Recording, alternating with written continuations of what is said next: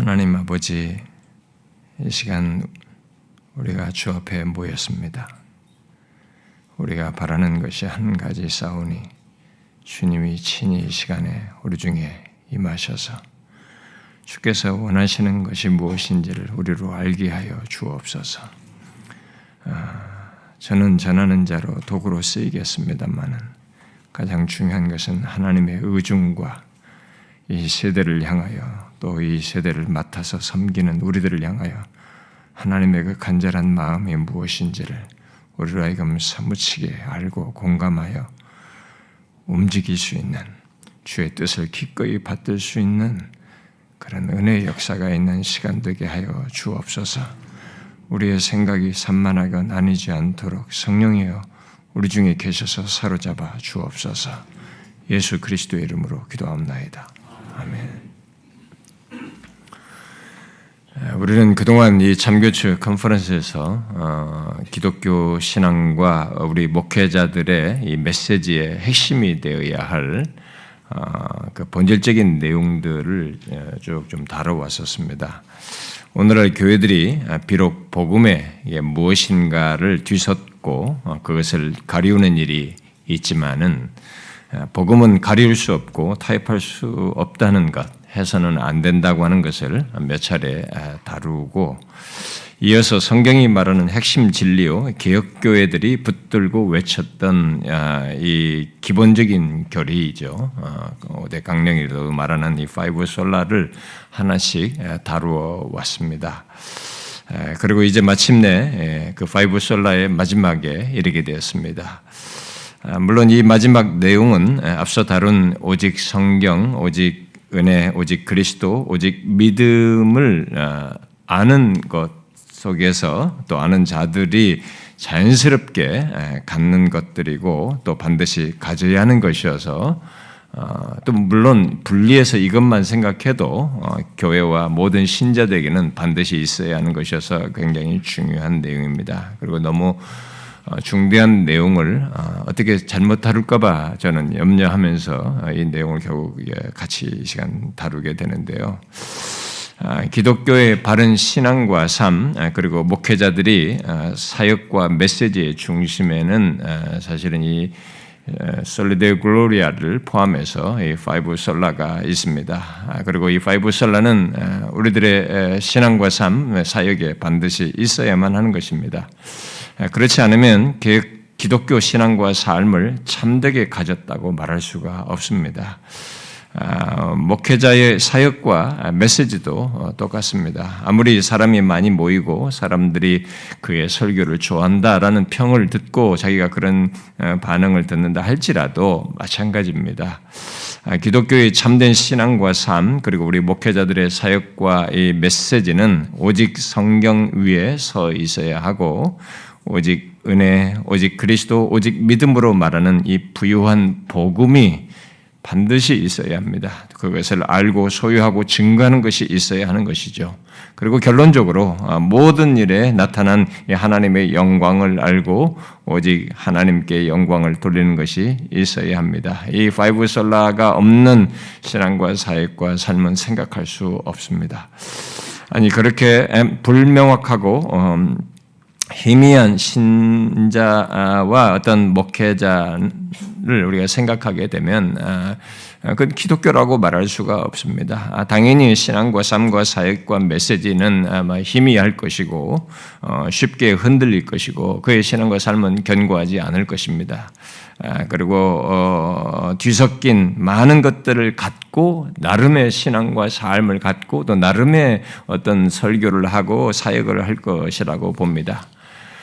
그런 사실을 염두에 두고 이제 우리가 오늘 살피려고 하는 이 솔리데 글로리아, 오직 하나님의 영광에 대해서 한번 우리가 진지하게 생각하고 이것을 알고 소유하는 데까지 갖고 같이 이 시간은 우리가 항상 컨퍼런스가 그렇지만 함께 고민하면서 주께 구하는 그런 시간이 되면 좋겠습니다.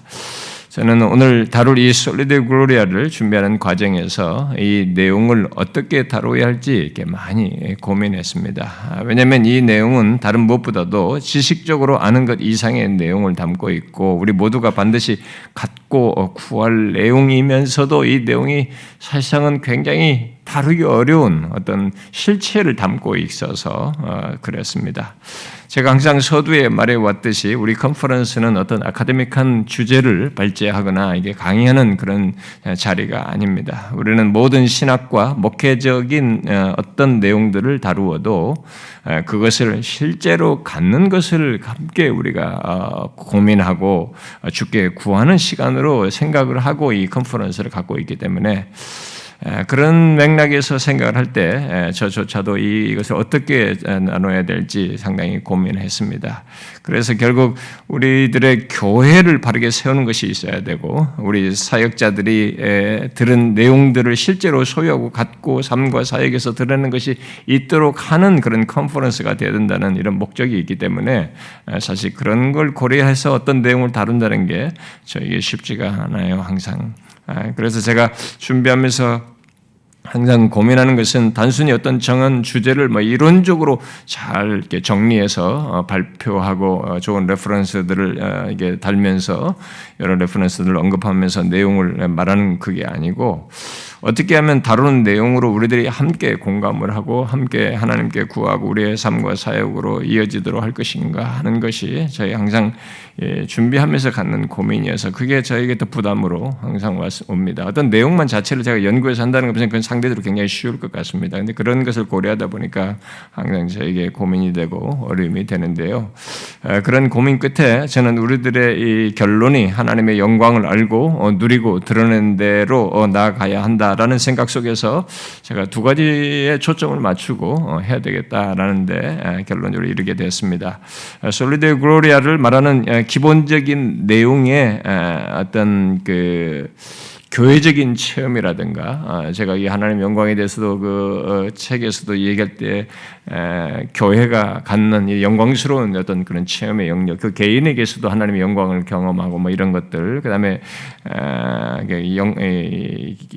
그 하나님의 영광과 이 부흥과 관련된 이런 더 좀 복된 내용들을 적용적으로 생각할 이런 내용들이 있지만 거기까지는 제가 나갈 수가 없을 것 같아 보였습니다. 이 내용이 너무 방대하기 때문에 그래서 두 가지 정도의 초점을 두고 일단은 다루려고 결론을 내렸습니다. 하나는 하나님의 영광을 진실로 아는 문제이고 다른 하나는 그 영광을 누리며 하나님을 영화롭게 하는 것 또는 하나님께 영광을 돌리는 것의 문제입니다. 조나단 에드워즈는 이 하나님의 영광에 대해서 다양하게 여러 무슨 영광 이렇게 하면서 다양하게 얘기를 하지만 저는 하나님의 영광과 관련해서 이 두 가지로 해도 우리에게 충분하고 도전이 될 수 있다고 믿습니다. 자, 그러면 이제 하나님의 영광을 진실로 아는 문제부터 한번 우리가 생각을 해보면 좋겠습니다. 먼저 질문해 보겠습니다. 여러분은 하나님의 영광을 어떻게 알고 있습니까? 한번 생각을 해보십시오. 수동적으로 참여하지 마시고요. 한번 같이 이렇게 생각을 해보면 좋겠습니다. 자신이 아는 하나님의 영광은 어떤 것인가 하는 것입니다. 많이 들어서 익숙하면서도 어떤 사람들의 말대로 이것이 너무 막연할 수도 있습니다. 지난 5월 참교추 년간 이 세미나에서 이 주제를 다루기로 했을 때 우리 회원 목사님들이 이 내용을 다룰 때 함께 다루어 주었으면 좋겠다라고 하면서 제안한 이런 내용들을 이렇게 응축적으로 주제로 이렇게 표현한 것들이 있었습니다. 그 내용들을 들어보시면 우리들이 하나님의 영광을 어떻게 생각하는지를 엿볼 수가 있습니다. 그리고 우리들이 하나님의 영광과 동떨어진 모습을 가지고 있다는 것에 대한 자각과 인식이 공통적으로 우리가 가지고 있다는 것을 이렇게 느낄 수 있습니다. 목사님들이 말했던 표현들은 이렇습니다. 가려진 영광, 나타날 영광, 자기 영광, 목회자의 비뚤어진 욕망, 하나님의 영광을 왜곡하는 우리의 현실, 오직 그분의 영광을 위하여 또 이 땅에 마땅히 돌려야 할 하나님의 영광, 또 하나님의 영광을 추구하는 목회, 또 모든 것의 결론 하나님의 영광, 또 영광스러운 하나님을 아는 기쁨, 하나님의 영광을 아는 즐거움 등등 이런 식의 표현들을 하면서 그런 주제로 다루면 좋겠다라고 제안들을 했습니다. 이 같은 표현들을 통해서 목사님들은 이 솔리데오 글로리아를 흔히 생각하듯이 주로 우리가 하나님께 영광을 돌리는 것에 비중을 두고 말하고 있다는 것을 이렇게 보게 됩니다. 그리고 우리들이 하나님의 영광을 가리고 왜곡하고 욕되게 하고 있다는 것에 대한 공통된 이 자각과 어떤 인식이 우리들에게 있다라는 것을 이렇게 반영해주고 있습니다. 오직 하나님의 영광을 생각하면서 이 두 가지를 말을 하는 것은 우리들이 어려서부터 이렇게 하나님의 영광을 주로 이제 그런 시각에서 듣고 배웠고 생각해 왔기 때문에 이제 이런 식으로 우리 목사님들도 생각을 한 것이고요. 우리가 성경에서 가장 익숙하게 도전적으로 이렇게 이 하나님의 영광과 관련해 듣는 말씀들이 그런 거잖아요. 예를 들어서 예수님께서 마태복음 5장에서 너희 착한 행실을 보고 하늘에 계신 너희 아버지께 영광을 돌리게 하라라고 말씀하신 이런 내용이나 고린도서 10장에서 먹든지 마시든지 무엇을 하든지 다 하나님의 영광을 위해서 하라라는 이런 말씀 등을 통해서 우리들이 그런 얘기를 하죠. 그리고 그런 시각에서 우리들의 삶과 영적 현실을 보고 이렇게 생각을 하게 되죠. 저 또한 유학 시절에 영적 각성과 부흥에 대해서 논문을 쓰면서 우리 한국 교회를 이렇게 비추어 보는 가운데 하나님의 영광과 너무 동떨어진 우리 현실을 보고 마음의 부담을 갖기 시작하여서 한국에 돌아와서 교회를 개척했을 때 공적인 개척 예배부터 이제 하나님 영광에 대해서 바로 이제 설교를 하게 됐었는데요. 그러나 우리들이 흔히 생각하고 말하는 하나님께 영광을 돌리는 것, 성경이 하나님의 영광에 대해서 말하는 것에서 볼 때 이 그런 돌리는 영광, 하나님을 영화롭게 내가 하나님을 영화롭게 한다라는 것은 하나님의 영광과 관련해서 볼 때는 성경이 말하는 하나님의 영광에 대한 내용과 관련해서 말하자면 2차적인 겁니다. 또 부차적이라고 볼 수가 있는 것입니다. 성경은 하나님의 영광을 말할 때 우리가 하나님께 영광을 돌리는 것에 앞서서 하나님의 영광 자체, 흔히 본유적인 영광 또는 내재적인 영광으로 말하는 것, 더 정확히 말하면 그 영광이 나타난 것을 먼저 또 중요하게 말하고 있습니다. 여러분은 성경이 1차적으로 말하는 그 하나님의 영광이 나타나는 것에 대해서 알고 있습니까? 성경이 1차적으로 말하는 그 본유적인 영광, 내재적인 영광의 나타남에 대해서 알고 있냐는 것입니다. 이 시간 우리들이 먼저 알아야 할 이 하나님의 영광은 그것입니다. 이것을 말하지 않고 하나님의 영광을 말하게 되면 이제 성경이 말하는 핵심을 놓치고 얘기를 하는 것이 되기 때문에 또 근거가 부족한 내용을 말하기 때문에 우리가 먼저 알아야 될 것은 이겁니다. 그 다음에 우리들이 그것에 연결해서 하나님께 영광을 돌리는 것, 하나님을 영화롭게 하는 것을 말할 수 있고 거기에 연결해서 다뤄야 되는 것이죠. 자, 그러면 그 나타난 하나님의 영광을 말하기 전에 이 하나님의 영광이라고 할 때 그 영광이 무엇인지부터 좀 간단하게 좀 언급을 하고 넘어가면 좋겠는데요. 하나님의 영광을 흔히 하나님의 속성으로서 말을 하는데 조나단 에드워즈는 이 하나님의 영광이라고 할 때 그 영광을 그의 내적 위대함, 탁월함 또는 그의 충만하심의 그 외적 발현이다. 이렇게 그런 식으로 표현을 했습니다. 그러니까 하나님의 어떤 내적인 위대함의 그 외적인 발현으로 이렇게 묘사를 한 겁니다. 우리는 그런 외적인 발현 또는 나타내심을 구약에서 아주 흔하게 봅니다. 바로 이 창조에서부터 시작해서 만물을 섭리하시는 것에서 그리고 그 무엇보다도 하나님께서 자기 백성들 가운데 행하시는 것 속에서 예를 들어서 광야 이스라엘 백성들을 이게 출애굽시키는 것에서부터 광야에서 그들 가운데 구름과 또 이 솔로몬이 성전을 건축했을 때 그 임한 구름과 이사야 선지자가 오늘 읽은 것에서 본 그런 영광 거기서도 구름이 이제 그 나타난 그런 것과 속에서 나타납니다만 거기서 본 영광과 또 에스겔 선지자가 성전 문지방에 임한 그 구름 등에서 나타난 하나님의 영광 등 이런 것들이 성경에 많이 언급되고 있습니다. 알렉산더 화이트는 이 하나님의 영광을 이렇게 설명했습니다. 하나님의 영광은 창조와 섭리, 구속 사역에서 하나님의 완전하심이 나타남을 가리킨다라고 가장 좀 응축적으로 이렇게 말을 했습니다. 그리고 이어서 이렇게 말했어요. 원래 하나님의 영광은 하나님이 모든 존재, 지혜, 권능, 거룩하심, 의로우심, 선하심, 진리를 소유하고 계심에 있다. 이렇게 얘기했어요. 원래 하나님의 영광은 이런 것들을 다 소유하고 계심에 있다. 그리고 이렇게 또 덧붙입니다. 하나님은 그를 받아들이고 응답하는 모든 피조물에게 자신을 나타내심으로 영광을 받으신다. 이렇게 말했습니다. 이런 사실 때문에 성경은 하나님의 영광을 말할 때 그렇게 하나님 자신이 가지신 영광, 곧 그의 본유적인 영광 또는 내재적인 영광을 말하는 가운데 그런 하나님 자신을 나타내심으로 영광을 받으시는 것, 곧 하나님께 영광을 돌리는 것을 함께 말하고 있는 것입니다. 당연히 비중은 하나님 자신의 내재적인 영광에 있는 것입니다. 그래서 에즈워즈는 영광에 대한 정의를 이 내적인 탁월함의 발산으로 말함과 동시에 그에 더하여서 하나님의 영광은 피조물이 하나님을 존귀하게 하는 것이고 피조물로부터 받는 찬양이다라고 함으로써 그런 연결을 시킨 거죠. 그래서 피조물에서 높임받고 찬송받는 것이 결국 하나님의 영광에 포함되는 것으로 얘기하기도 했습니다. 그러므로 하나님의 영광을 말하려면 하나님 자신의 이 내재적인 영광과 함께 그 영광의 발산, 나타내심으로 인해서 영광 받으시는 것, 결국 피조물의 반응이요 우리들의 반응을 함께 생각을 해야 하는 것이죠.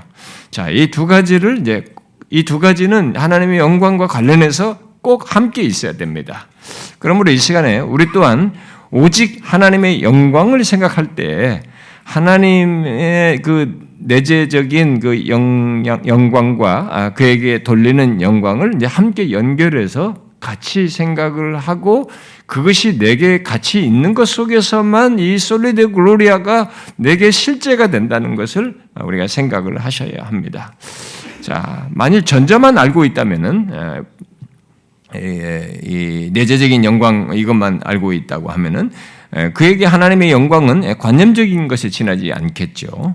그리고 반대로 후자만 하나님께 돌리는 영광만을 생각하면서 그만을 알고 말한다면은 그가 하나님께 영광을 돌리는 것은 자기 주관적인 거죠. 근거가 없는 행위에 지나지 않을 수 있는 것입니다. 뭐 하나님의 영광을 위해서 이 단어를 쓰지만은 상당히 주관적이고 자기 방식대로 하는 그런 것이 될 가능성이 많겠죠.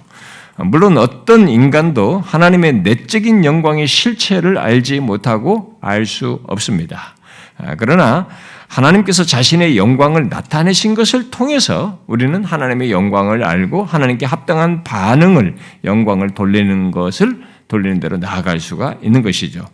그 말은 우리가 하나님께 영광을 돌리는 것은 하나님께서 자신의 영광을 나타내시는 것에 대한 반응으로서 갖는 것이고 그런 근거 위에서 가져야 한다는 것을 우리에게 말해주고 있는 것입니다.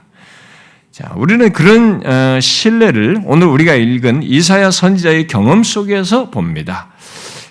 그럴 때만 이제 바를 수 있다는 것을 우리가 여기서 이제 성경을 통해서 보고 이제 이사야 선지자의 반응에서도 이제 보게 되는데요. 자, 그는 하나님의 영광에 대한 두 측면을 경험적으로 알고 갖는 것을 우리가 읽은 이 참고로 지금 같이 읽었던 본문에서 내용 속에서 증거해주고 있습니다. 그리고 우리가 결론적으로 가질 모습 또한 이 이사야 선지자가 말해주고 있습니다. 그러므로 잠시 우리가 이사야의 경험을 좀 볼 필요가 설명할 필요가 있는데요. 오늘 우리가 읽은 이사야의 그 앞부분 6장 그리고 뒤에 63장 이 두 개의 본문은 중간에 읽은 것은 제가 레퍼런스로 잠깐 미리 말해준 것이고요.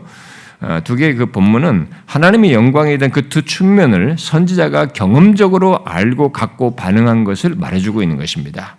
자, 먼저 이사야 6장에서 선지자는 주께서 보좌에 앉으신 것과 그 보좌 앞에 스랍들이 자기 얼굴을 가리면서 거룩하다 거룩하다 거룩하다 만군의 여호와여 그의 영광이 온 땅에 충만하도다 하는 것을 보고 들었습니다. 이사야가 본 하나님의 영광뿐만 아니라 이 스랍들의 말 속에서 하나님의 영광이 온 땅에 충만하다는 사실 또한 이렇게 듣게 된 것입니다. 그리고 우리가 레퍼런스로 중간에 읽었던 그 46장에서 하나님은 이스라엘을 가리켜 나의 영광이다 이렇게 말씀하셔요. 굉장히 놀라운 거예요. 나의 영광이 이스라엘이라고 이렇게 말씀하십니다.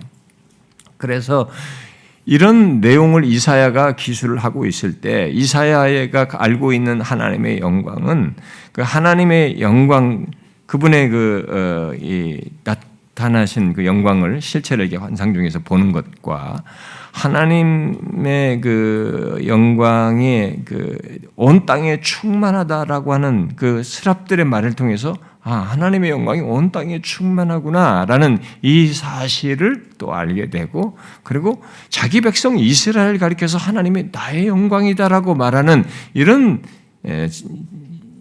이 사실을 이제 이 사람은 알게 된 것이죠. 그런데 그런 내용들이 내용들을 알고 있는 이사야가 오늘 이제 그 끝부분에 읽었던 63장 이제 19절에서 우리는 주의 다스림을 받지 못하는 자 같으며 주의 이름으로 일컬음을 받지 못하는 자 같이 되었다라고 이 얘기를 합니다. 온 땅에 하나님의 영광이 충만할 뿐만 아니라 이스라엘을 나의 영광이라고 했는데 그리고 하나님의 영광을 이렇게 달리 표현하는 주의 이름이 결부된 이스라엘 우리가 48장으로 같이 읽었었죠. 주의 이름이 결부된 이스라엘 그야말로 주의 이름으로 일컬음을 받는 백성이 그렇지 못한 모습과 상태가 있다는 것을 이 선지자가 자각을 하고 말을 하고 있습니다. 이사야 선지자는 하나님의 영광을 알고 하나님 백성들이 하나님의 영광과 관련된 것도 아는데 그것과 동떨어진 현실을 보면서 힘들어하고 있어요. 괴로워하고 있습니다. 탄식하고 있어요. 그러면서 하나님께 간구를 하고 있습니다. 물론 그가 자기 현실 속에서 하나님의 영광에 대한 목마름을 갖고 드러낸 것은 그 63장 이런 데서 드러낸 것은 하나님께서 나타내 보이신 영광을 알고 보았기 때문에 그렇게 하겠죠. 그렇기 때문입니다. 자, 이런 사실을 생각할 때 그러므로 우리가 오직 하나님의 영광을 알고 가지려면 성경이 먼저 강조하는 하나님의 본유적인 영광의 나타남을 알아야 한다는 거예요. 그것을 우리가 말하는 단순히 머리 지식으로가 아니라 하나님 자신을 아는 것 속에서 그의 영광을 알아야 되는 거죠. 그러면 하나님은 자신의 그 본유적인 영광, 내재적인 영광을 그럼 어떻게 나타내실까? 이게 질문할 수 있겠죠. 그것은 이 에드워드 리라는 이 청교도가 말한 대로 그의 말씀과 행위에서 나타납니다. 그리고 그 때문에 하나님이 하시는 모든 일은 그의 영광을 나타냅니다. 그래서 우리는 하나님이 하시는 모든 일을 통해서 하나님의 본유적인 영광, 그의 탁월하심, 위대하심을 보고 알게 되는 것이죠. 자, 그러면 하나님께서 자신이 하시는 모든 일 속에서 나타내시는 하나님의 영광을 한 번 더 우리가 생각을 해봐야 되는 거죠. 구체적으로. 여러분, 그 나타난 하나님의 영광을 여러분들은 인지하시나요? 이렇게 하나님께서 나타내신 영광을 여러분들이 인지하십니까? 이 사람이 지금 우리가 성경이 말한 것처럼 여기서 지금 말한 것처럼 하나님이 하시는 모든 일이 그의 영광을 나타낸다고 하는데 우리가 이것을 인지하느냐는 거예요. 우리가 예수를 믿고 또 심지어 사역을 하면서도 하나님의 영광이라는 단어를 알지만은 이 하나님의 영광으로 성경이 말하는 것의 실체에 굉장히 무지하고 둔할 수 있습니다. 그래서 많은 문제가 생길 수 있는 것이. 자, 설명을 해봅시다. 이 나타난 하나님의 영광은 네 가지로 줄여서 말할 수 있습니다. 첫 번째는 창조, 섭리, 구속, 종말의 완성으로 우리가 줄여서 말할 수 있습니다. 그래서 우리는 이 핵심적인 이 네 가지에 나타나는 하나님의 영광을 좀 간략하게 봄으로써 하나님의 영광에 대한 이해를 좀 가질 수 있다고 봅니다. 그래서 간단히 좀 이것에서만 얘기를 먼저 오전에는 좀 얘기를 해야 될 것 같은데요. 비록 하나님의 내재적인 영광 자체는 알지 못하지만 그 영광이 발산되어 나타난 그런 내용들을 통해서 우리가 알게 되는 것이죠. 자, 먼저 첫 번째 내용은 하나님께서 자신의 영광을 우리가 사는 이 세계 속에 그리고 이 세계를 통해서 나타내신 것입니다. 나타내십니다. 에즈워즈는 하나님께서 만물을 창조하신 것이 자신을 위한 행동, 그 자신의 영광을 위한 행동이라고 했습니다. 그리고 바빙크는 하나님의 영광은 하나님이 도처에 자기의 피조물에게 자기를 나타내는 영광스러운 형태다라고 말을 했습니다. 여러분은 이런 영광을 보십니까? 모든 피조 세계에 나타난 하나님의 영광을 보십니까? 그런 것이 그저 그렇습니까? 그러면 하나님의 영광을 무시하는 것입니다. 시편 19편 기자는 피조 세계를 보면서 하늘이 하나님의 영광을 선포하고 궁창이 그의 손으로 하신 일을 나타내는도다라고 말했습니다. 봤습니다. 만물 속에서 하나님의 영광을 봤어요. 또 시편 57편을 쓴 다윗은 그 하나님의 영광을 보고 하나님이여 주는 하늘 위에 높이 들리시며 주의 영광이 온 세계 위에 높아지기를 원하나이다 이렇게 했어요. 토해냈습니다. 반응한 거죠. 하나님께서 무에서 지금의 세계를 창조하신 것은 하나님의 영광의 발산이에요. 그의 나타내심, 그의 완전하심을 드러내신 것입니다. 우리는 먼저 그 영광부터 볼 수 있어야 하고 그 영광에 대한 탐복과 찬양이 있어야 되는 것입니다. 하나님의 영광을 자꾸 어떤 식으로 이해를 가졌던 거네요. 어때 치우치고 일부적인 부분적인 것으로만 하나님의 영광을 보면 안 되고 성경이 말하는 영광을 종합적으로 전체를 다 가지고 있어야 돼요. 거기서 나오는 어떤 반응이 나에게 있어야 되는 겁니다. 이런 것에 우리가 오후에 살피려고 하는 돌리는 영광이 이런 것에 의해서 나와야 돼. 그런데 하나님의 영광은 창조주뿐만 아니라 만물을 섭리하는 것 속에서 나타납니다. 피조 세계의 질서를 유지하며 보존하시는 것 속에서 하나님은 자신의 영광을 나타내십니다. 그런데 대부분의 사람들은 섭리 속에 나타나는 하나님의 영광을 생각질 않습니다. 잘 인식하질 않아요. 그래서 반응이 없어요. 자기가 살면서도.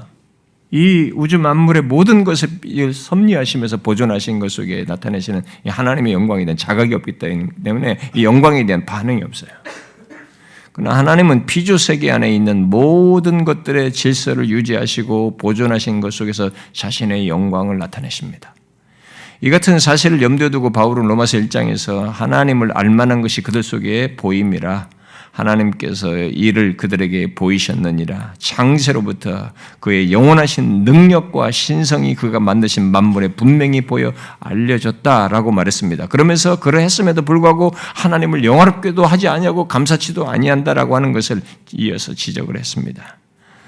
그리고 웨스트민스터 신앙 고백서는 이 같은 사실에 대해서 이렇게 말했습니다. 만물의 위대하신 창조자 하나님은 그분의 지혜와 권능과 공의와 선하심과 자비하심의 영광을 찬양하게 하기 위해 그분의 오류 없는 미리하심과 자유롭고 불변하는 그분 뜻의 경륜을 따라 그분의 지극히 지혜롭고 거룩한 섭리로 말미암아 지극히 큰 것부터 작은 것에 이르기까지 모든 피조물과 그 행위와 일들을 보존하시고 지시하시며 처리하시고 다스리십니다. 이렇게 말했어요. 여러분은 이 같은 섭리 속에 하나님의 영광을 보십니까? 하나님께서 자신의 영광을, 자신을 위대하심을 지극히 큰 것부터 작은 것에까지 모든 피조물과 그것들의 행위와 일들을 보존하시고 다스리는 데서 나타내시고 있는 것입니다. 지금 그것이 있어서 존재하는 것입니다. 우리의 삶의 모든 것이 가능해진 것입니다. 우리는 먼저 이 영광을 보아야 합니다.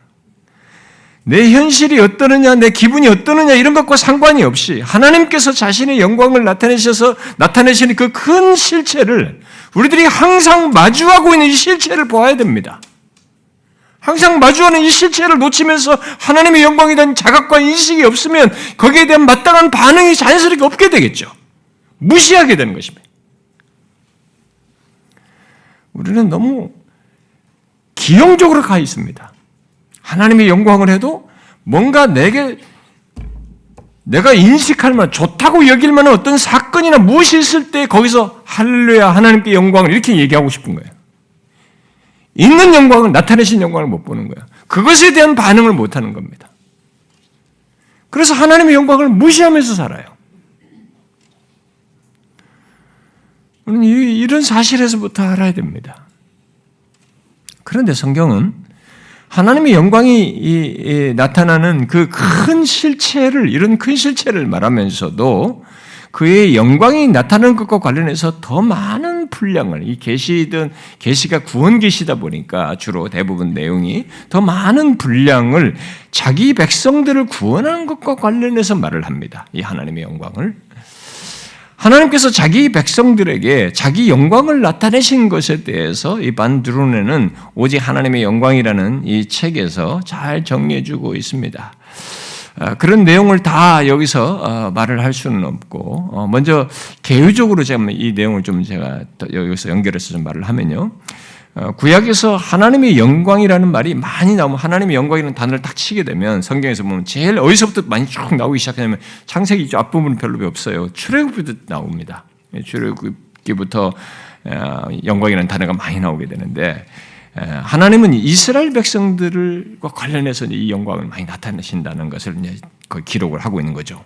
그래서 하나님은 이스라엘 백성들을 구원하시며 그들과 함께 하시는 것 속에서 자신의 영광을 선명히 나타내시는 것을 보이고 있습니다.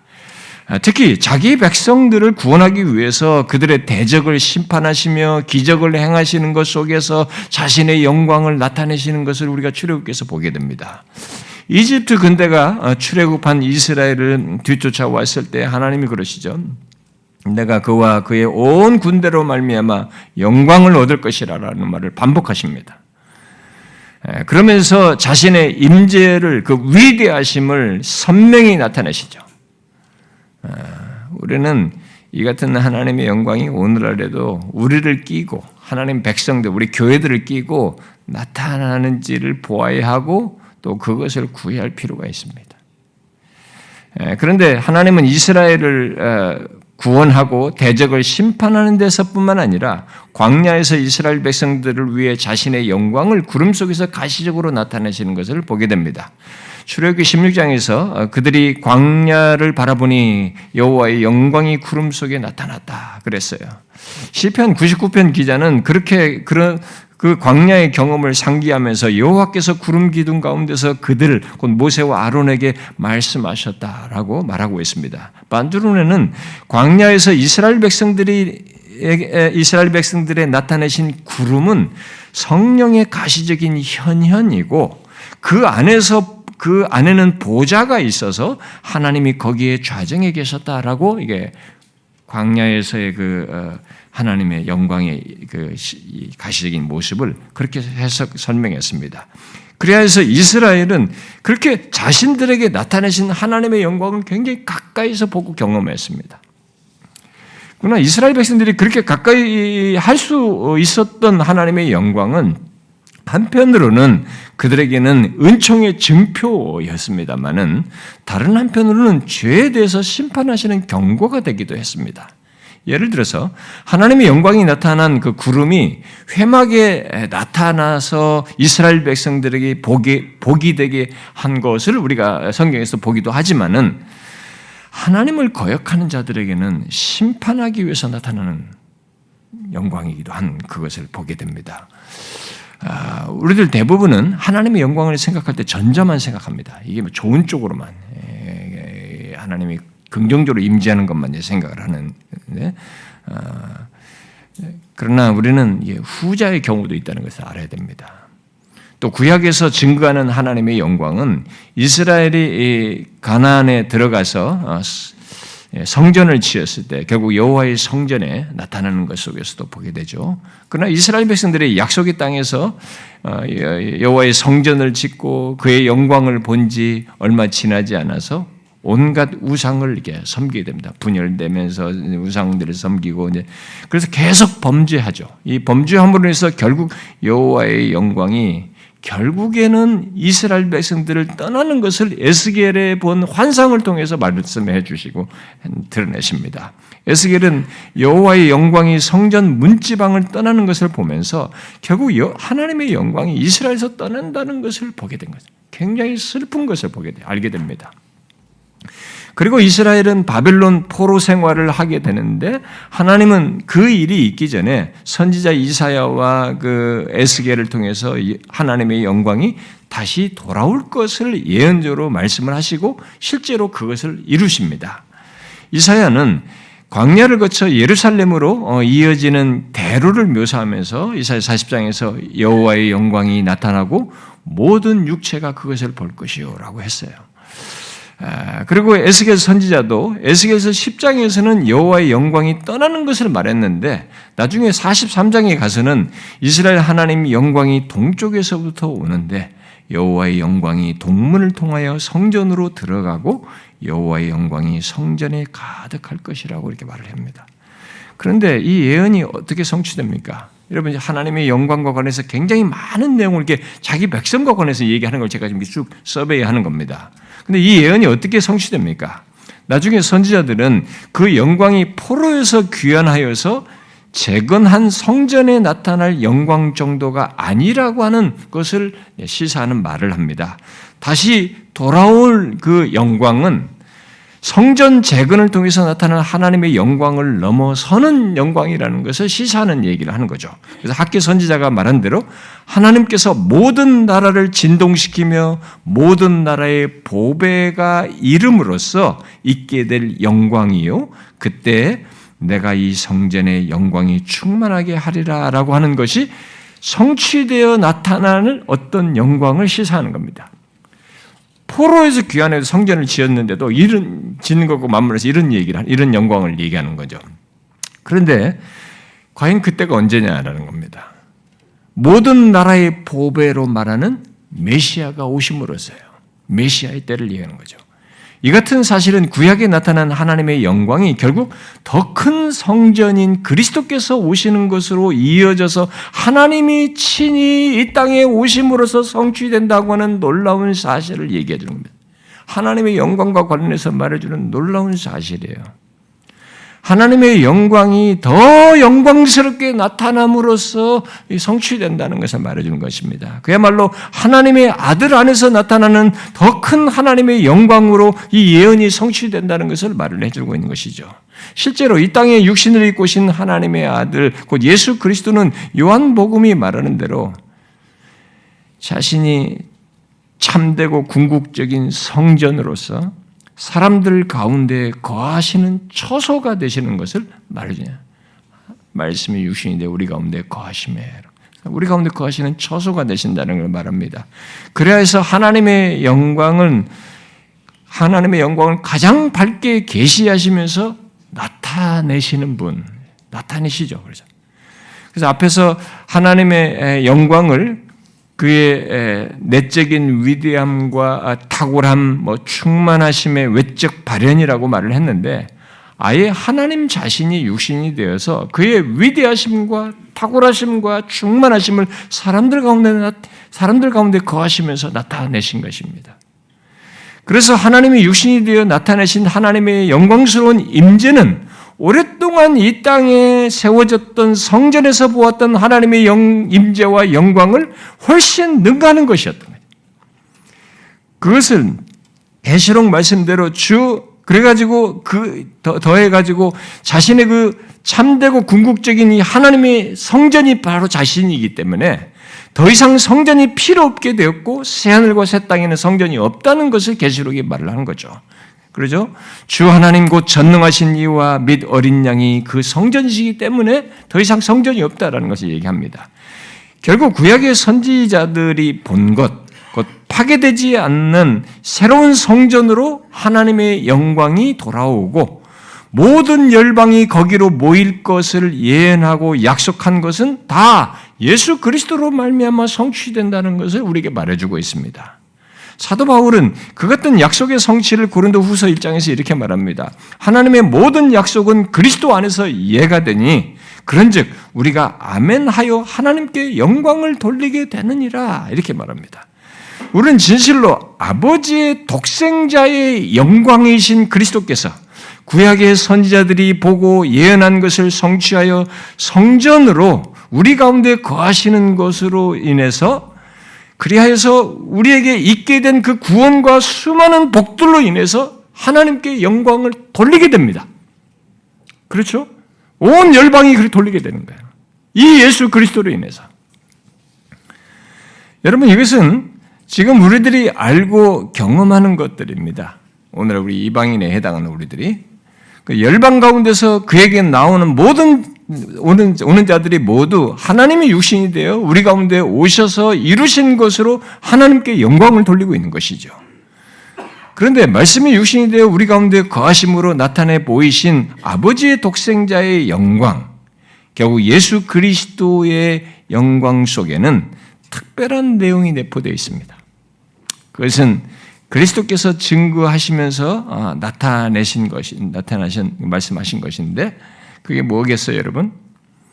예수님의 제자들이 변화산에서 예수의 영광을 본 것을 기록하고 있습니다. 누가 보면 예수의 영광을 보았다 이렇게 말을 하고 있는데 거기에 그 영광과 연관지어서 말한 것이 있습니다. 제자들은 그리스도께서 용모가 변하고 그 옷이 희어져서 광채가 났다고 말하고 그때 모세와 엘리야가 영광 중에 나타나서 그리스도와 대화한 것을 보았습니다. 누가는 그 대화 내용을 기록하고 있는데 뭐라고 말했습니까? 이 대화 내용이 장차 예수님께서 예루살렘에서 별세하실 것을 말했어요. 그의 영광을 보는 자리인데 영광을 보였고 영광을 봤는데 거기에 예루살렘에서 별세할 것을 말씀하셨어요. 결국 그것이 예수님의 영광에 함께 포함되어 있다는 것을 말해주고 있는 것입니다. 그리고 나중에 예수님은 독생자의 영광을 가지신 분이심에도 불구하고 자신이 고난을 받고 자기 영광에 들어가야 한다라고 이렇게 말씀하셔요. 그리하여서 그리스도의 낮아지심과 죽으시 십자가에 고난받고 죽으신 이 낮아지심과 높아지심이 모두가 영광과 연관되어 있다는 것을 우리에게 말해 주십니다.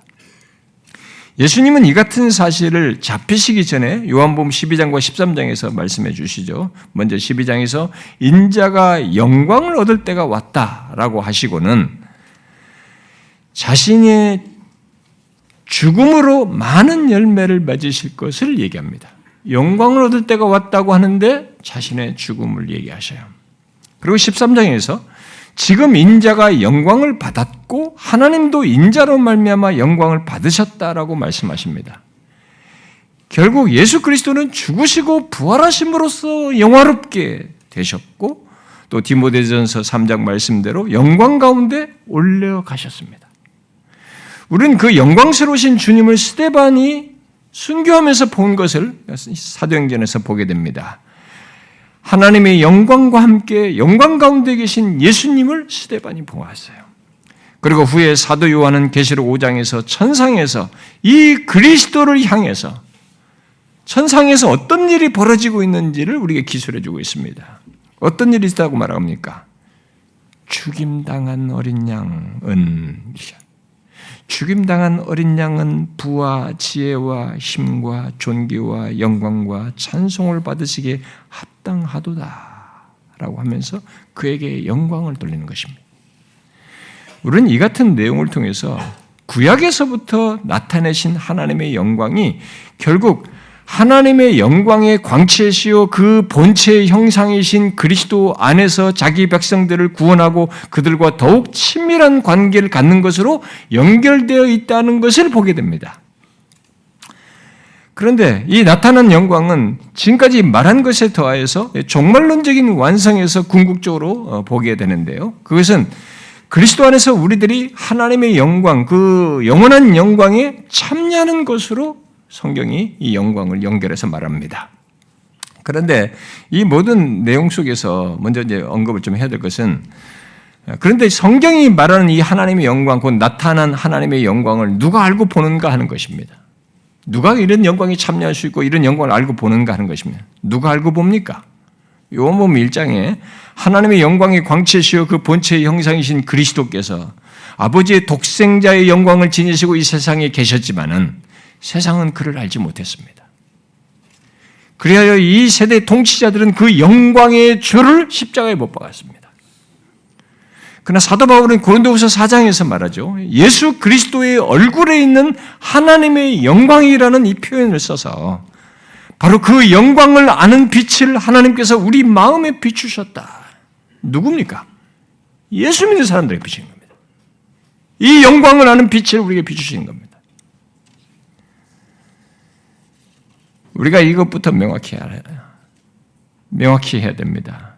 예수 그리스도를 믿는 사람은 예수 그리스도의 얼굴에 있는 하나님의 영광을 아는 빛을 아는 자들이에요. 여러분은 하나님의 영광을 아는 빛이 비추인 자로서 예수 그리스도 안에서 하나님의 영광을 알고 보십니까? 칼빈은 하나님의 영광이 온 세상에 드러난 것과 함께 칭의와 십자가와 그리스도의 얼굴에서도 나타나 볼 수 있다라고 했어요. 그러므로 확인해 보십시오. 자신이 지금까지 말한 이 나타난 하나님의 영광을 알고 보는 자인가? 특히 하나님의 영광의 광채시요 그 본체의 형상이신 예수 그리스도의 얼굴에 있는 하나님의 영광을 아는 빛을 알고 내가 거기에 반응하고 있는가? 거기서 기뻐하는가? 한번 체크를 해 보십시오. 먼저 이것부터 확인해 보셔야 됩니다. 죄를 범하여 하나님의 영광에 이르지 못하던 사람들이에요. 로마서 3장 모든 사람이 죄를 범하였으면 하나님의 영광에 이르지 모든 인간이 하나님의 영광에 이를 수가 없어요.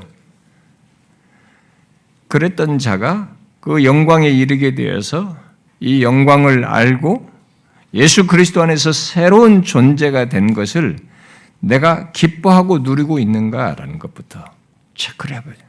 생각을 해봐야 되는 거죠.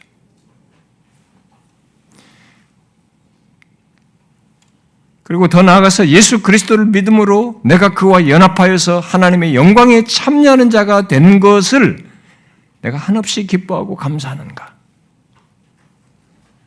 이게 이제 영광과 관련해서 성경이 펼치는 내용이에요.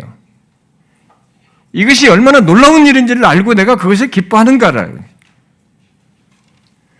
우리 중 그 누구도 스스로는 하나님께 속한 영광에 가까이 할 수가 없습니다. 모든 사람이 죄를 범하였기 때문에 하나님의 영광에 이르지 못하는 조건 속에 있어서 스스로는 불가능합니다. 그것은 오직 한 조건에서만 가능한 것입니다. 바로 예수 그리스도를 믿어 그와 연합함으로써요. 예수 믿는 자는 그로 인해서 이 땅에서부터 새로운 존재로서 살며 더 나아가서 하나님의 영광에 영원토록 참여하는 자가 됩니다. 성경이 하나님의 영광을 말하면서 어디까지 연결시키냐면 여기까지 연결시켜요. 하나님의 영광에 이르지 못하던 자들이 예수 그리스도 때문에 하나님의 영광에 영원토록 참여하는 자가 되는 것입니다. 결국 하나님의 영광이 그리스도 안에서 자기 백성들에게 주어지게 된다는 것을 말해주고 있어요. 이 사실은 성경이 하나님의 영광을 말하면서 우리에게 말해주는 굉장한 사실입니다. 하나님의 영광이 결국 자기 백성들에게 주어지는 거예요. 죄 있는 인간의 하나님의 영광이 주어지는 말로 형용할 수 없는 일이 있다는 것을 얘기하는 것입니다. 이와 관련해서 바울이 고린도서 3장에서 이렇게 말하죠. 우리의 생명이신 그리스도께서 나타내실 그때에 너희는 그와 함께 영광 중에 나타나리라. 하나님의 영광에 대해서 생각하려면 또 어떤 반응을 가지려면 먼저 자신이 그런 자이어야 하고 또 자신이 그런 자인 것을 분명히 알아야 합니다. 이것이 먼저입니다. 이것이 없이는 하나님의 영광은 그저 멋진 용어이고 구호입니다. 인간은 모두 죄를 범하였기에 하나님의 영광에 이를 수 없고 그 영광을 보는 것만으로 죽는 존재인 것이죠. 그런데 그런 자가 영광의 복음을 듣고 그리스도 안에서 그 하나님의 영광에 참여하는 자가 되는 거예요. 그것도 영원히. 사도 베드로는 이 사실 때문에 1세기 그리스도인들에게 그리스도의 고난에 참여하는 것도 즐거워하라고 했습니다. 그 말을 하면서 이렇게 이유를 덧붙이죠. 이는 그의 영광을 나타내실 때 너희로 즐거워하고 기뻐하게 하려 함이라. 너희가 그리스도의 이름으로 치욕을 당하면 복이 있는 자로다. 영광의 영, 곧 하나님의 영이 너희 위에 계심이라. 베드로는 이 말씀 속에서 그리스도인은 고난 중에 영광의 영이 계신 자이고 주의 영광이 나타날 때 그 영광에 참여할 자라는 놀라운 사실을 말하면서 앞에서 예수 그리스도께 있었던 것과 똑같은 일이 우리 그리스도인들에게도 있다라는 것을 말해줍니다. 무엇입니까? 우리들이 하나님의 영광에 참여하는 것 속에는 고난이 함께 있다는 것입니다. 기독교 세계의 놀라운 사실입니다. 하나님이 자신의 영광을 말하면서 결국 궁극적으로 말해주는 것이 뭐냐면 이 영광에는 고난이 함께 있다는 거예요. 이것은 우리들이 하나님의 영광과 관련해서 알아야 할 아주 중요한 사실입니다.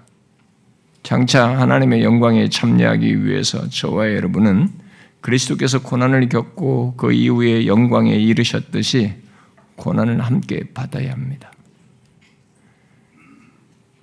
바울이 로마서 8장에서 그 사실을 말했지요. 우리가 그와 함께 영광을 받기 위하여 고난도 함께 받아야 한다고. 그리고 빌립보 3장에서 바울은 그런 자들의 몸까지 장차 영광의 몸의 형체와 같이 변하여 영광에 참여할 것을 말했습니다. 그런데 오늘은 많은 사람들이 고난이 없는 하나님의 영광을 생각하는 겁니다.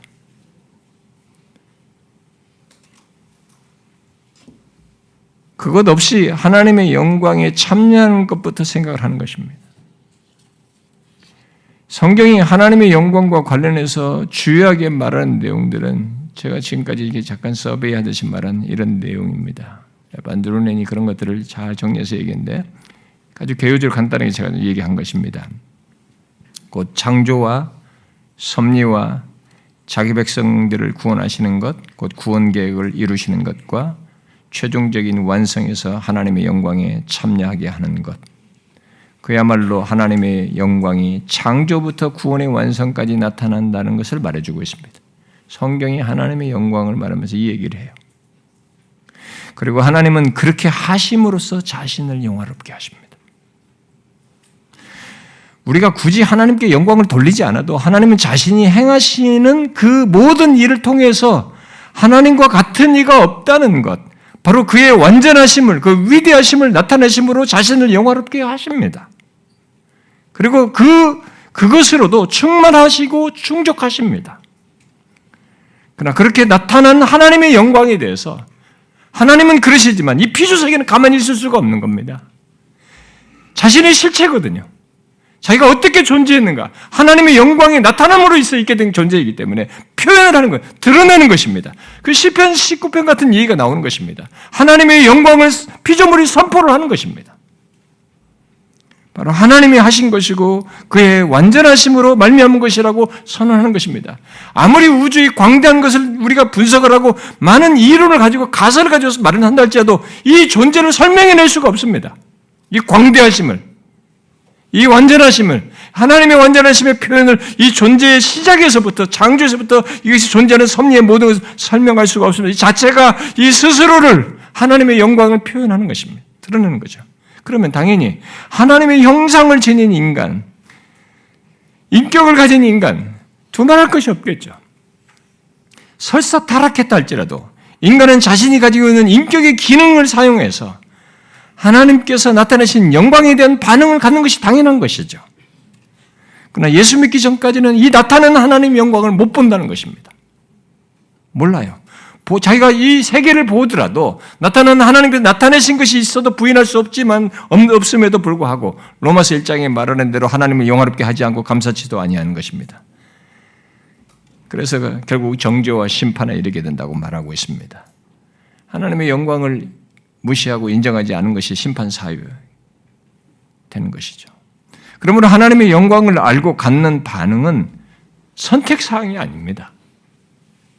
우리가 그걸 생각하셔야 됩니다. 우리가 목회자이고 신자로 살면서 예수를 믿으면서 굉장히 다른 것들의 가치를 많이 두지만 하나님의 영광은 선택사항이 아니에요. 궁극적인 것입니다. 우리가 오후 시간에 그 얘기를 할 것입니다. 지금까지 말한 이 나타나는 하나님의 영광에 대한 우리의 마땅한 반응, 특히 그 영광을 아는 우리 그리스도인들의 마땅한 반응을 살필 것입니다. 그러나 우리는 그에 앞서서 먼저 나타난 하나님의 영광에 대해서 자신의 반응을, 거기에 어떤 반응을 하고 있는지를 확인해 볼 필요가 있습니다. 하셔야 해요, 우리는. 여러분은 앞서서 언급한 이 하나님께서 나타내신 영광에 대해서 어떤 이해와 반응을 갖고 있습니까? 지금까지 어떤 이해와 반응을 가지고 살아오셨습니까? 혹시 하나님께서 나타내신 영광을 전혀 생각지도 않고 그래서 결국 무시하면서 그렇게 무시함으로써 하나님을 영화롭게 하지 않으면서 살아오셨습니까? 그게 죄예요. 로마서 1장에서. 또 나타난 하나님의 영광을 생각하지 않고 무시하면서 사역을 하고 있었습니까? 그게 죄인 것입니다. 우리는 멈춰서 생각해야 됩니다. 우리가 이 세상에 사는 조건 속에서 사역자로 살든 신자로 살든 먹고 살 것이 있고 몇십 년에 사는 동안에 뭔가 내가 관심을 갖고 마음을 쏟을 것이 많이 있겠지만, 그리고 사역을 하면서 사람이 하나는 늘어나고 뭔가 교회가 안정되고 이런 많은 것들이 필요가 있고 거기에 대한 기대와 욕망이 있겠지만, 이 중대한 것, 가장 결정적인 것에서부터 내가 어떠한지를 먼저 체크를 해봐야 됩니다. 여기서 미스가 나면서 다른 걸 하는 것이 과연 합당한지, 그게 좋은 것인지 생각을 해봐야 되는 것이죠. 내가 나타난 하나님의 영광을, 그 놀라움을, 그 크신 일을 알고 보고 누리며 그 가운데서 기뻐하고 높이고 있는지를 봐야 된다는 것이죠. 저는 오히려 우리들이 그 반대로 비참해 있질 않나 생각을 하게 됩니다. 오늘날 교회와 우리들에게 또 내 자신에게 나타내신 하나님의 영광을 그 가치만큼 높이며 우리를 통해서 또 나 자신을 통해서 그 영광이 가려지지 않고 욕되지 않고 오히려 하나님을 영화롭게 하고 있는지 우리는 생각해 봐야 됩니다. 여러분, 이것을 먼저 확인해 보십시오. 앞에서 인용한 대로 하나님이 하시는 모든 일은 그의 영광을 나타냅니다. 그런데 그 속에는 창조와 섭리뿐만 아니라 우리들의 구원과 관련해서 행하시는 모든 것이 포함되어 있습니다. 곧 자기 백성들의 구원을 위해 하나님이 계획하시고 구원을 이루시는 모든 것, 그야말로 구원 역사 속에서뿐만 아니라 마침내 하나님이 친히 육신을 입고 오셔서 구속의 역사를 행하시는 것, 더 나아가서 자기 백성들의 구원과 그들 개개인의 심령 안에서 역사하시는 것까지 말입니다. 칼빈은 우리들을 이 땅에서 거룩하게 하신 것과 예배 속에서 우리를 만나시며 예배의 대상이신 자신도 영화롭게 하시지만 자신을 예배하는 우리까지도 영화롭게 하시는 것에서 더 나아가 우리를 장차 영화롭게 하는 것까지 다 하나님께서 행하시는 것들은 하나님의 영광을 나타낸다 그랬습니다. 여기서 칼빈이 말한 것 속에서 여러분들은 하나님의 영광을 보시나요? 이 칼빈이 말한 것 속에서부터 여러분들은 하나님의 영광을 보십니까? 우리는 이 땅에서 거룩하게 하신 것 속에서, 우리들을 이 땅에서 거룩하게 하신 것 속에서, 또 예배 속에서 우리를 만나시는 것 속에서, 또 예배의 대상이신 자신을 영화롭게 하는 것뿐만 아니라 하나님을 예배하는 우리까지도 영화롭게 하시는 것에서, 그리고 궁극적으로 우리를 영화롭게 하는 것에서까지 하나님께서 우리에게 자신의 영광을 나타내시는 것을 알고 보느냐는 거예요. 오늘날 교회들은, 목사들은 이 영광을 볼까요? 하나님께서 나타내시는 영광을 못 보고 무시하고 있는 것은 아닐까요? 내게 나타내신 것조차도 영광스럽게 여기지 않고 그렇게 하신 하나님의 영광을 무시함으로써 하나님의 영광을 우리들이 욕되게 하고 있는 것은 아닐까요? 우리가 하나님의 영광에 대해서 말을 하려면 먼저 이렇게 하나님의 영광이 그가 행하시는 모든 일에 나타나는 것부터 알고 보아야 합니다. 그 나타난 그 영광을 모르고 보지 못하면서 하나님의 영광을 말하는 것은 부분적인 것이 됩니다. 그리고 자기식의 영광을 말하는 것이 되는 것입니다. 여러분 이 부분에서 어떻습니까? 여러분은 나타난 하나님의 영광을 알고 보십니까? 하나님의 창조 속에서 그의 섭리 속에서 또 구원 계획을 이루시는 것 속에서 그 무엇보다도 그리스도 안에서 그리고 그 가운데서 나를 구원하시고 구원한 자들로 구성된 교회를 세우시는 것 속에서 하나님의 탁월하심과 그의 완전하심을 보고 그의 이름의 영광을 찬양하며 감사하고 있습니까? 한번 보십시오. 저는 지금까지 우리의 교회의 역사를 이렇게 쭉 지나온 역사를 보게 되면 하나님의 어떠하심을 선명하게 보게 됩니다. 이럴 수는 없다. 사람이 만들어낼 수는 없다. 목사 한 사람의 뭔 역량으로 만들어낼 수는 없는 일이다. 이 각각 개성 있고 다양한 인격체들이 한 구성원이 되어서 이렇게 구원을 받고 이들이 이런 이렇게 모든 것을 이루는 가운데서 모두가 하나님께로 영광을 돌리는 이런 반응은 그 속에 자신의 영광을 나타내신 하나님, 자신의 탁월하심을 나타내신 하나님이 너무 선명하다는 걸 보게 됩니다. 내 개인에게서도 그렇지만 여러분 한번 보십시오. 나타난 하나님의 영광으로 인한 여러분들은 감탄과 탐복과 감격과 감사와 찬양이 여러분들의 예배 속에 여러분들의 개인의 삶 속에 있습니까? 우리가 제대로 알고 보기만 한다면 하나님께서 행하신 모든 일 속에서 나타내신 그의 영광은 우리의 생명만큼 귀한 것입니다. 제대로 보기만 한다면. 아니 그 이상입니다. 그런데 지금 우리들이 너무 하찮게 여기고 있는 것은 아닌가? 너무나 하나님의 영광을 생각하지 않고 있는 건 아닌가? 이렇게 하나님의 영광을 생각지 않으면서 신앙생활을 할 수 있고 신자로서 살고 교회를 세울 수 있고 교회 생활을 할 수 있을까? 교회로 존재할 수 있을까 싶을 정도입니다. 저는 아예 우리가 그렇다는 것조차도 보지 못하는 것이 아닌가. 그런 것조차도 자각하지 못한 채 계속 하나님의 영광을 하찮게 여기며 열심히 하나님의 영광을 무시하면서 예배도 하고 신앙생활을 하고 있는 것은 아닌가. 이런 생각을 하게 됩니다. 우리는 이 부분에 대해서 선명한 대답을 가지면 좋겠습니다. 저는 이 시간이 여러분과 제가 어떤 지식을 나누는 자리가 아니기 때문에 이런 성경이 말하는 이런 비추인 사실을 가지고 앞선 선배들이 왜 파이브 솔라에서 성경과 관련해서 우리의 모든 신학과 삶과 모든 메시지의 이런 5가지 내용으로 연결해서 말한 이 솔리데 글로리아가 왜 우리에게 절대적으로 필요합니까? 이거 없는 것은 신자가 아니거든요. 이거 없는 교회는 교회가 아닌 것입니다. 그런데 우리가 얼마나 이 하나님의 영광을 무시하는가죠. 우리는 이 부분에 대해서 선명한 대답을 가져야 됩니다.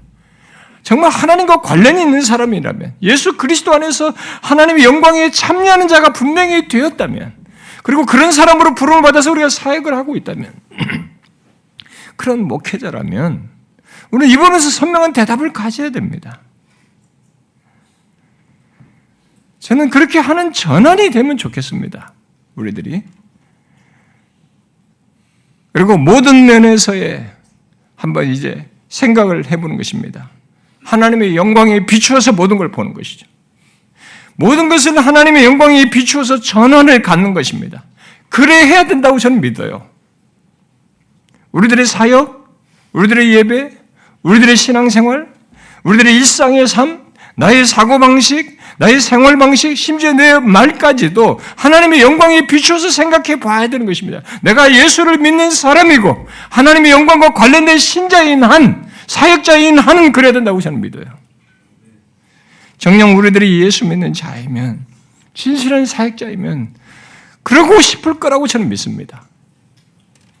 모든 것을 하나님의 영광에 비추어서 사역하고 살고 싶은 거죠. 이런 부분에 대해서 저는 우리에게 눈물이 있어야 된다고 생각이 돼요. 한번 이런 걸 비춰보고. 여러분 신앙생활하면서 가장 값진 눈물이 뭘 것 같습니까? 하나님의 은혜에 대해서 감격하여서 흘리는 눈물도 값지겠죠. 근데 저는 제 생각에는 개인적으로 생각입니다만 우리가 사는 세대에 나도 신자로서 살고 이렇게 나름 사역자로서 살고 그러는데 내가 사는 삶의 현실 속에서 하나님의 영광과 동떨어져 있는 그런 교회와 신자들, 우리들의 영적인 현실을 보고 그것으로 인해서 하나님의 마음이 반영돼서 흘리는 눈물이 저는 신자가 흘릴 수 있는 눈물 중에 최고의 가치라고 생각이 돼요. 우리는 이 부분에서 울어야 됩니다. 우리는 안 울고 있습니다. 우리 한국 교회는 진짜 많이 울어야 되거든요. 우리 쇼하면 안 됩니다. 우리끼리 모여가지고 멋진 이 음악 인스트루먼트를 사용해서 흥분해가지고 손 올리고 하나님께 영광 돌린다는 이것으로 다 하려고 하면 안 되는 것입니다. 진짜 생각해야 되거든요. 우리가 그렇게 많이 말하는 것 못지않게 아프다, 힘들다, 타락했다, 우리가 어떻다 이 말하는 것 못지않게 우리가 하나님 앞에 그런 값진 눈물을 흘려야 된대. 신자로서 목회자로서 가장 값진 눈물입니다. 그것 때문에 울어야 되는 거죠. 하나님의 영광과 동떨어진 이 현실을 우리 교회의 모습, 우리 신자들의 모습, 나의 모습 때문에 하나님의 마음을 보는 거죠. 당연히 힘들어하시고 싫어하시는 거죠. 얼마나 오랫동안 이스라엘 에스겔에 보인 환상이 뭡니까? 영광이 떠나는 거예요. 떠나고 싶지 않는 하나님이에요. 그들을 통해서 영광을 받기를 원하시는 분이에요.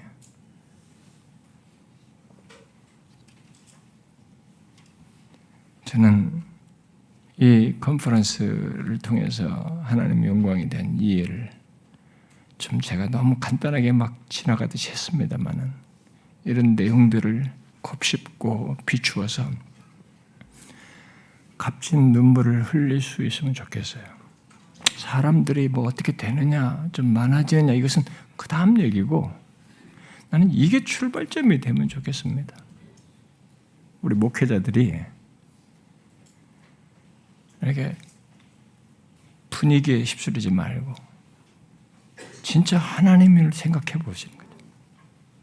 그분의 자기 백성들에게 다가오셔서 자신의 영광을 나타내시면서 이렇게 얼마나 그들을 위하시는 하나님으로 이렇게 드러내시며 자신의 완전하심을 나타내시면서 근데 무시하는 거예요. 우상 숭배로 계속 깡그리 무시하는 거예요. 근데 예수 그리스도에 의해서 이 영광의 찬란함을 온전함을 보여줬는데도 이 시대가 우리가 지금 깡그리 무시하고 있습니다. 하나님의 이름과 영광이 이렇게 짓밟히는데도 우는 사람이 없는 거예요. 우리 목사들이 울어야 되거든요. 아니 뭐 시청 앞에서 모여가지고 우리 쇼를 하면 안 돼. 회개기도 합시다. 미스바비 단번에 하는 문제가 아닙니다. 성도들 동원해서 그렇게 하는 문제가 아니에요. 그걸 생각하면 걸어가다가도 눈물이 나야 되는 것이고 설교 준비하다가도 눈물이 나야 되는 거고 골방에서도 눈물이 나야 되는 거예요. 가장 값진 눈물이 나오는 거죠. 하나님, 이건 아닌데요.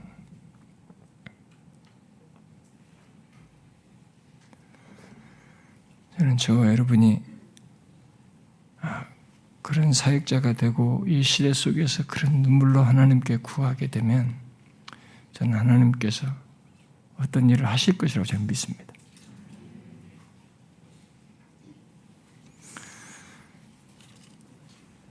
잠깐 기도를 하면 좋겠습니다.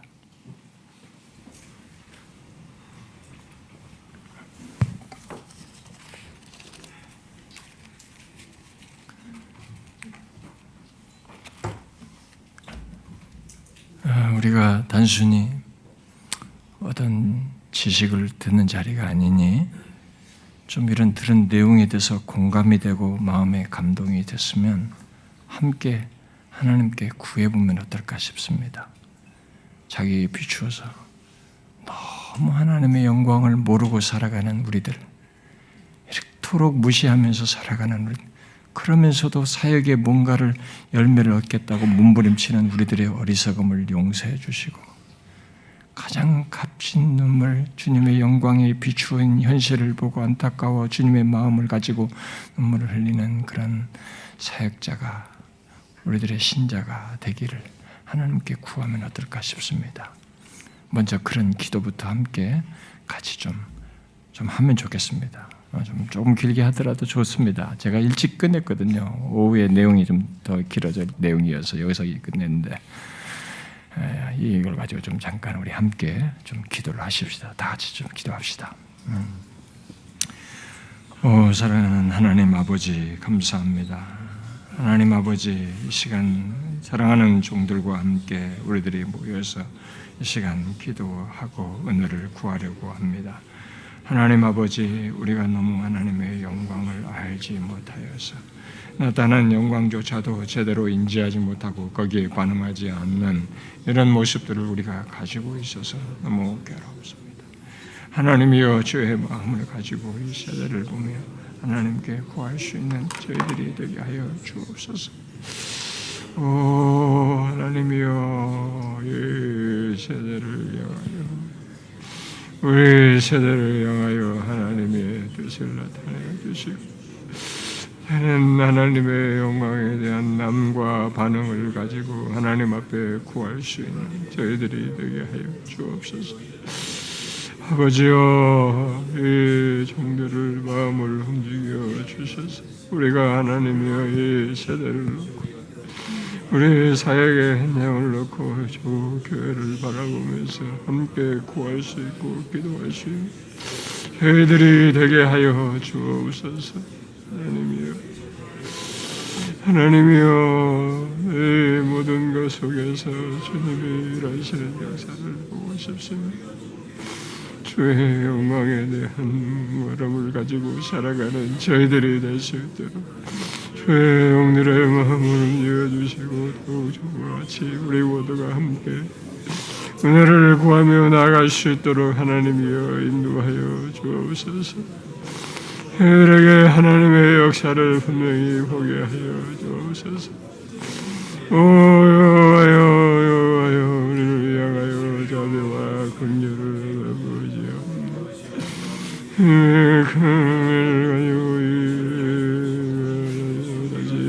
다시 돌아올 수 있도록 하나님, 모든 것 속에서 하나님의 역사를 보고자 하는 우리들이 되게 하여 주시옵소서. 하나님 아버지여, 내게 은혜를 구하옵나이다. 내 모든 것 속에서도 주의 은혜의 역사를 보며 구할 수 있는 우리들이 되게 하여 주옵소서. 하나님,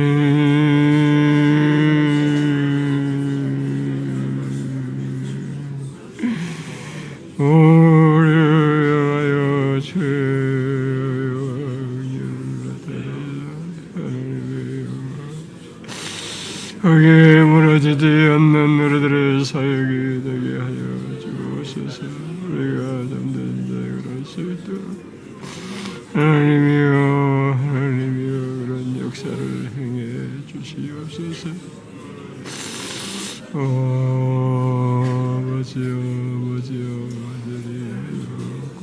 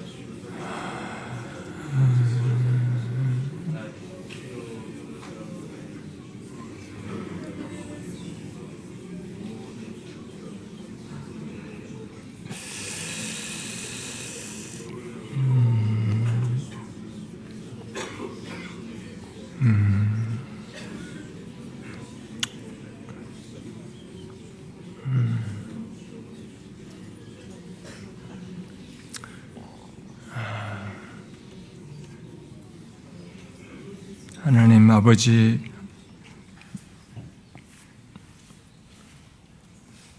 우리에게 이런 시간을 주셔서 감사합니다. 생각 없이 하나님의 영광에 대한 이해도, 그것이 생명만큼 소중한 것조차도 알지 못한 채 살고 사역해왔던 우리들이 멈추어 서서 그것이 우리 모든 것의 목표이고 목적이고 또 출발점이어야 된다는 것을 생각하며 하나님의 은혜를 구할 수 있는 기회를 주셔서 감사합니다. 하나님 아버지, 저희들이 정말 하나님의 영광을 너무 무시하며 살아왔고 그것 없는 삶을 마땅히 여기면서 살아온 지난날의 시간들을 용서해 주시고 이 계기로 진실로 전환이 되하여 정말 하나님의 영광을 생명처럼 여기며 살고 사역하는 우리 모두가 되게 하여 주옵소서. 우리에게 나타난 하나님의 영광의 그 복됨부터 먼저 알고 나 같은 죄인, 영광에 이를 수 없는 죄인을 하나님의 영원한 영광에 참여케 하신 그리스도 안에서 그런 은혜를 주신 이 놀라운 사실로 인하여 감격하여 하나님의 영광에 대한 진실한 반응을 갖고 살고 사역하는 우리 모두가 되게 하여 주옵소서. 우리의 의지에 한계가 있음을 주께서 아시오니 성령이여 우리를 끝없이 권하셔서 무너지지 않게 하시고 지속적으로 주의 영광을 구하며 인생을 살 수 있도록 사역할 수 있도록 이끌어 주옵소서. 오늘 하루 동안 우리들의 모든 시간 속에 주님이 임재하셔서 우리를 움직여 주시고 우리의 마음의 섬세한 것까지 주께로 향할 수 있도록 인도해 주옵소서. 예수 그리스도의 이름으로 기도하옵나이다. 아멘.